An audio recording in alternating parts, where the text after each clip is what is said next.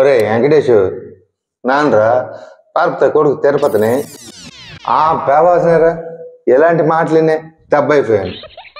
ఒరే మీరందరూ నా పర్సనాలిటీ చూసి ఒరే తిరుపతి నీ పర్సనాలిటీ అచ్చు ప్రభాస్ పర్సనాలిటీ లాగా ఉంటుంది, మరి నువ్వు ఈ శ్రీకాకుళంలో ఎందుకు వెంటనే బండి ఎక్కి అంటే పుసుక్కుని రైలు ఎక్కిసి హైదరాబాద్ దీపన్నానా ఓరు ఇక్కడికి వచ్చాక చూస్తే నాలాంటి పర్సనాలిటీ ఇక్కడ చాలా ఉన్నాయిరా. ఒక్క అడుగు అనుకుని తయారైపోన్నా, అయినా నాకైనా బుద్ధి ఉండొద్దు.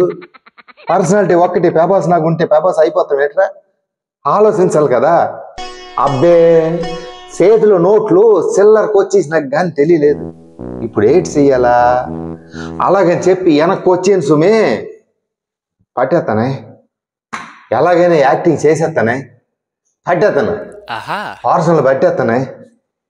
అప్పటిదాకా మీరే ఆదుకోవాలరా, అర్థమైంది కదా.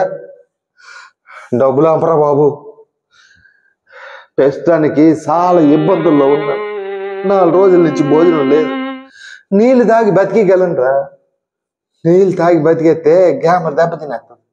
గ్యామర్ దెబ్బతించిందనుకో పార్సల్ రావురా, దెబ్బ అయిపోతాను. బాబు బాబు డబ్బులు అంపరా బాబు, నువ్వు తప్ప నాకు ఇంకెవరున్నారు చెప్పు.